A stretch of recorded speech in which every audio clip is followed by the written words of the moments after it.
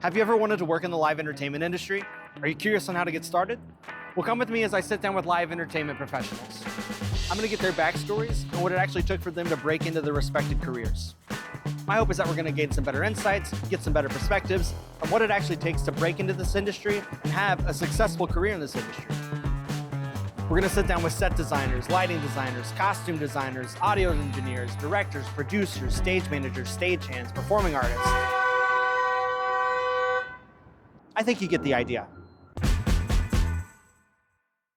Hey, I'm XianDivyne. I make politics and comedy content, and I also work in theater doing stagehand work, some design, as well as like writing and acting, and I'm based out of Brooklyn, New York.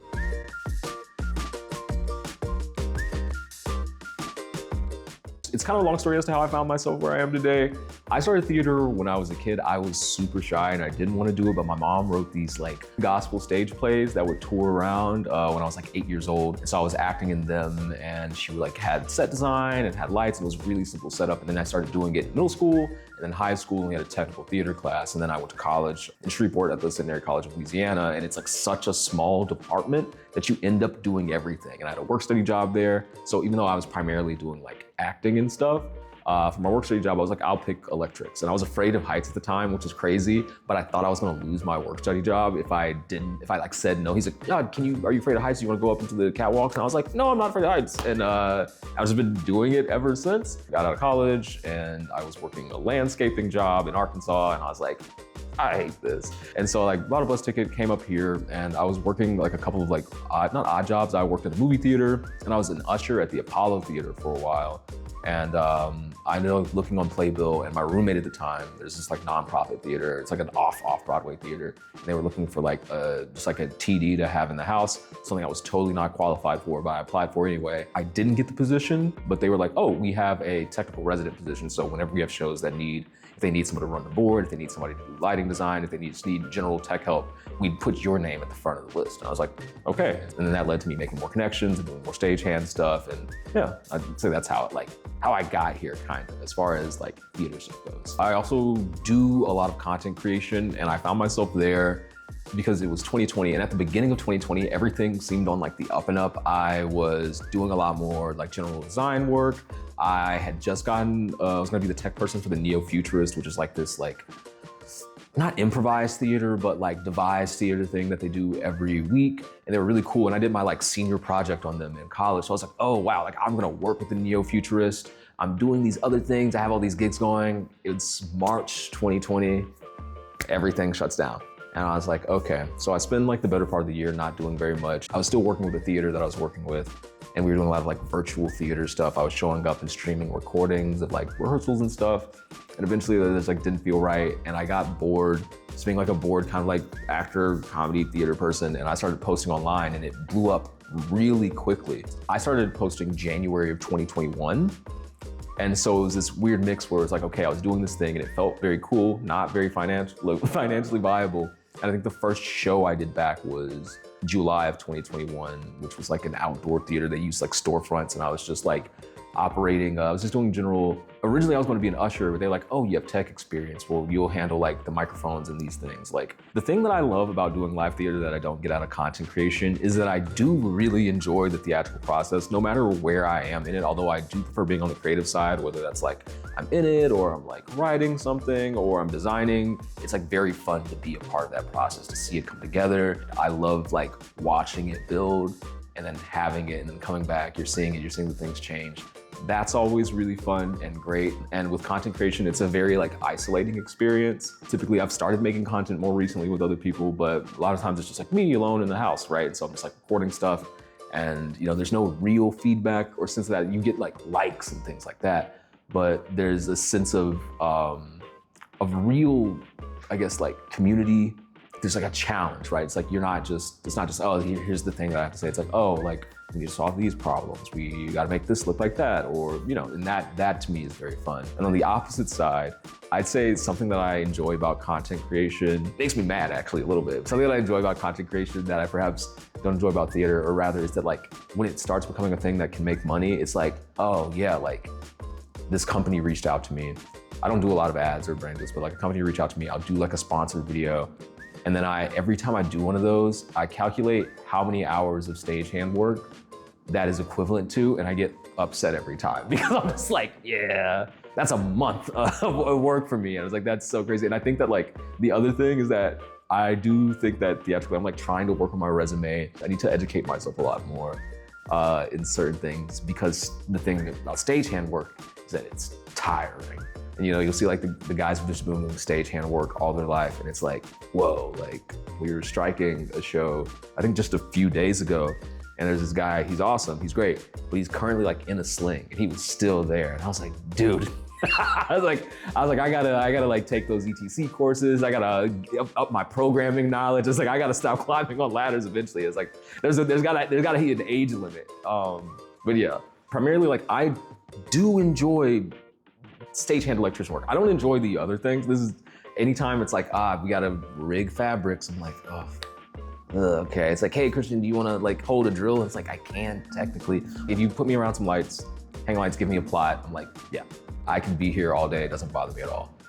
So I do like doing stagehand electrician stuff. I need to get better about design. That's like a thing I want to focus on. I find design fun as well, but all of the design I've done is kind of just like, not as organized as it would be if you were like doing a real show and you have like channel lists, your plots. I just like show up and I'm like, okay, I know this space. I can set up this, I need backlights, that. Let me write out, look through the plot. It's like, I can do that, but I need to learn how to use the software a bit better and like be a bit more professional, so that then I can build a lighting resume and do more design stuff and like be in and out of it. And then I do like creating theater. That's the thing that I've been doing for like a long time, where like I would do like little pieces. And I did just do like an artist residency where I ended up writing like a short play. And I do enjoy writing, and I do enjoy the creation of that. And so I've also directed. I just like theater. So it's one of those things where it's like, I think I want to focus, if I was going to focus on anything, like start honing in, focusing on more of lighting design, but then also still writing, and I don't do acting as much, but I writing and directing and being on like the creative side of things.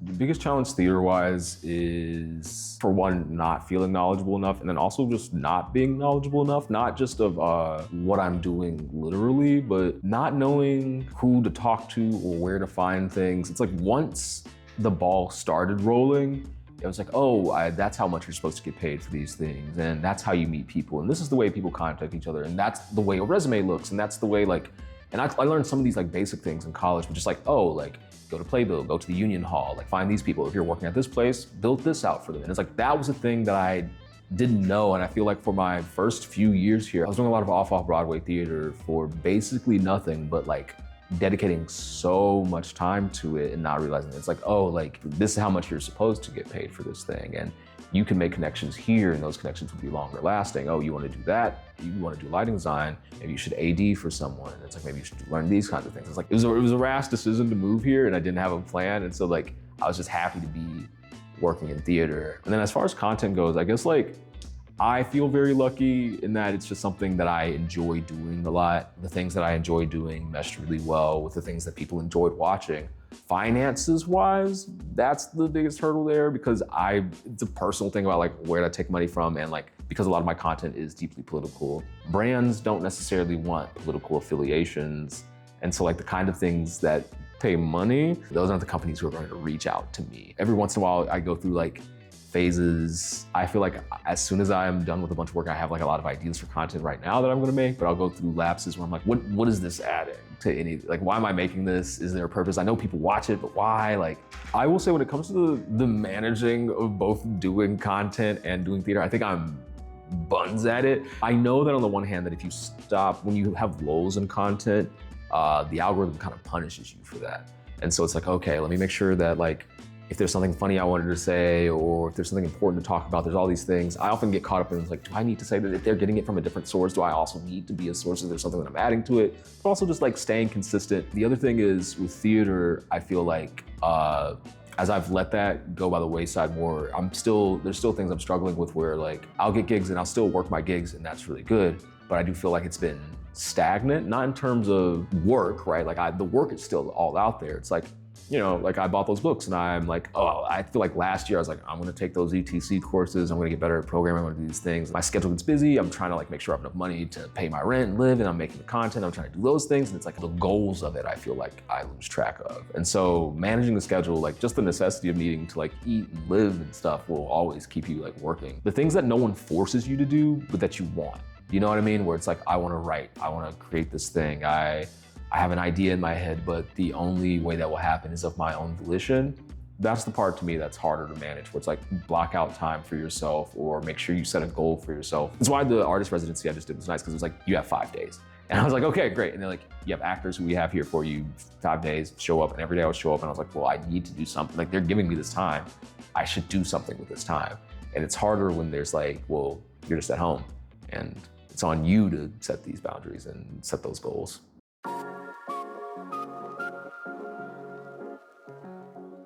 There were so many things that I feel I didn't fully take advantage of and that I like underappreciated at the time because I didn't recognize how valuable they were. And I think like the biggest thing I think is absorb as much knowledge from people who have it as possible. Like people in theater, generally speaking, are so nice and so willing to teach you things. And I did pick up on that. There was something that didn't work out for me a while back, but I remember there was this woman who was doing the lighting design for a musical at the theater that I worked at. And I was doing a lot of stagehand stuff with her, and I was like, can I just like shadow you for anything? I was like, you're really good at this. And like, it ended up not working out just because of like timing, but that kind of thing you can just do. You can like ask people like, hey, like, I'd love to just know more about this thing. The knowledge that you get sometimes, as long as you're not being like exploited, is worth that. And I'd say just like take advantage consistently of the things that people are willing to happily share with you. There's so many people who would very happily tell you, and working with them and just being around them and being around things that you haven't done teaches you a lot. Talk to people while you're working. Be like, hey, like if you have any other things that are, the people who are running those lists, the people who are running the calls, just talk to them. If you show up to a gig or a smaller thing and you work well, they'll bring you back. They will always bring you back, and they are always like happy to bring back people who will work well. And maybe I'm wrong on this, but it's not an industry where there's like an overflowing amount of people where, you know, it's not like other industries where it's like, oh, you have to fill out like a resume and they have AI scan through 500 resumes trying to find. It's like, no, you meet a person and they'll be like, oh, that was that really good grip I knew. Oh, that person is a really great sound person that I knew. Like, I'm gonna call them back. I'll send them an email like, hey, we're working this show here. Like, oh, then like, I'm not union, but like, that's how I've gotten like a few union hours, is that someone's like, hey, like we're doing something up at Lincoln Center and they need an extra electrician for that. Can you show up? And it's like, yeah. Absolutely. So just like being willing to stay in the loop with people, show up, do a good job, which is, it's not even, I feel like, yeah, just show up, do a good job and be like, hey, like if there's anything else, like please, and you'll get looped in a way that's very easy. I know other industries, you have to be like conversational and funny and all this to network. It's like, no, like we're all connected on this thing. You show up, you show that you can like work hard, or even if you don't know everything, that you're like, I'm here, I'm present, I'm doing everything that needs to be done in a timely manner. People will loop you back in.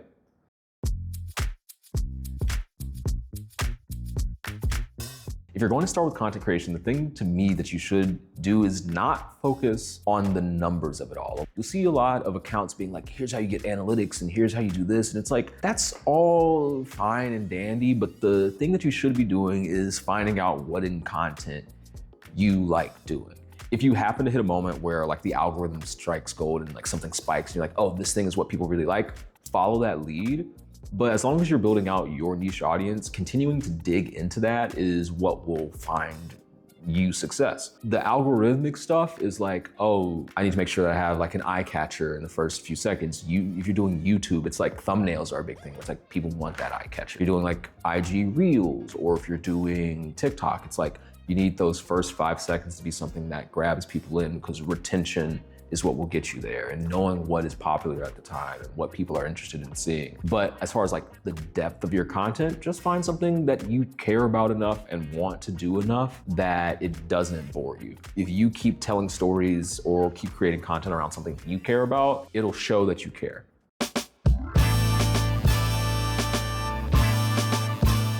So success in my career for me looks like being able to do the things I like doing and not struggling for money. I don't know exactly what that is. If it's like, oh, I'm doing enough content and the revenue from views is letting me stay in my improv troupe and create things and doing like a project, I love to create actually filmed things, like write a script for like a TV show or something like that. That seems like in game for me. It's like, oh, like, wow, I made something I'm really proud of. But generally, I think for me, success is like, if I reach a level where it's like every month it feels like it's stable and I'm still just out here and putting out content, I feel like it's consistent. I feel like I have a consistent audience. I feel like I'm doing the right things and it's like worth something. That to me would be success. Like, I feel like I'm getting closer to that point, but I always have like that little thing in the back of my head where it's like, this isn't good enough. And yeah, it's not. But I think success is like, I'm creating art.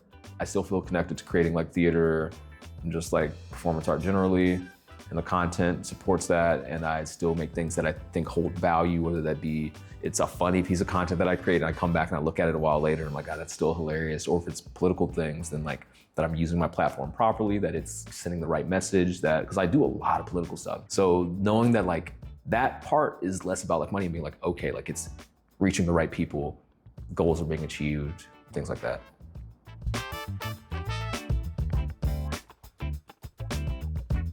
So the things I'm looking forward to, I had an artist residency, that went really well. I'm hoping that I'll expand and write more. It's not like an upcoming project necessarily, but like wanting to write more and wanting to maybe get like a real reading of that. And then as far as content goes, by the time this has come out, I will have gone to Cuba. And I hope that both that goes well, and then I also use the Cuba opportunity to start doing more YouTube stuff, because I think that like something like that deserves the like length and gravitas that it does. So my objectives are hopefully you'll see me posting on YouTube, and hopefully I've been writing a bit more and stuff. Yeah.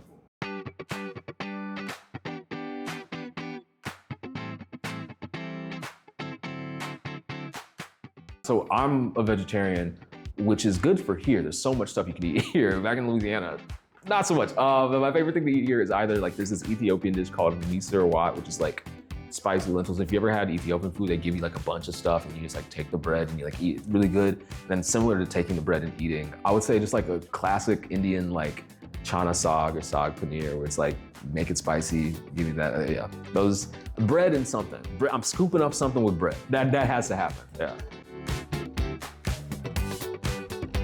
What do I do for fun in my spare time? I've been trying to see more shows and see more live things, watch more movies, and I've been playing way too many games. Slay the Spire 2 just came out, Pokemon Pokopia just came out. Swapping between those two things right now and balancing that out, yeah.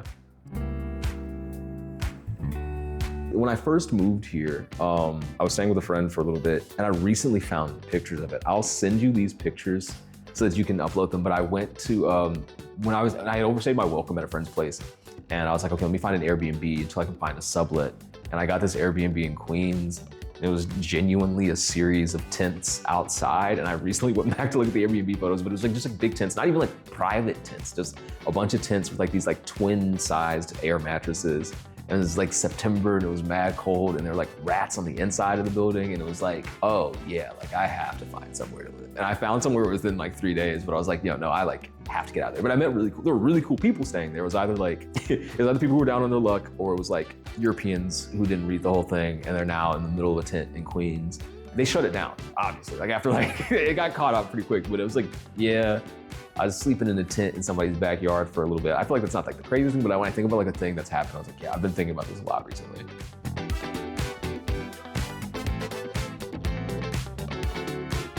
The coolest thing that's kind of content creation, I would say, is all the Zohar Mamdani stuff. Like, I've met him before he was polling really well, because he was polling at 1%, and like a friend of mine made this like his first viral video.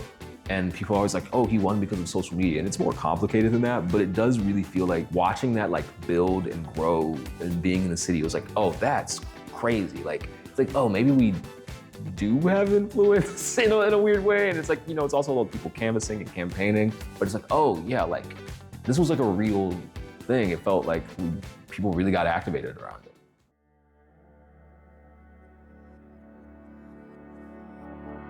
I sometimes think about this, like while like war is happening at the moment and bombings, and I'll see like clips of those places in peacetime, and it's like, oh, like in an ideal world, like we'd just be sharing culture, people be playing music, oh, you have this food, you have that food. Like it'd be like, it feels like such a sad and like bleak voice of our existence, that so much of it is like violence and war and separation.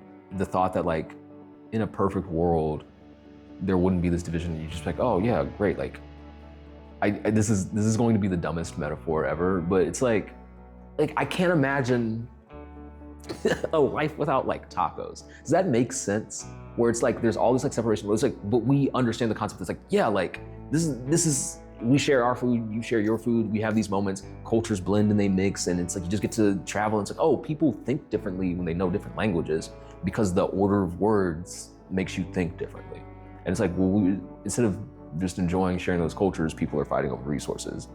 And I do feel that that's why I'm as heavily engaged in political content as I am, is that like I don't see like some utopian future, but the world in which when I'm doing something theatrical or I'm doing something sillier or I'm making content that's sillier, it doesn't feel like in the back of my brain it's like, oh yeah, everything's collapsing around me. And people ask me a lot if I want to work in politics. I'm like, no, I don't want to work in politics. Politics to me is just kind of like inevitable. Like I'm like, there's no version of me where I'm just, oh, I can just ignore it for a little bit. It's like, no, it's inevitable.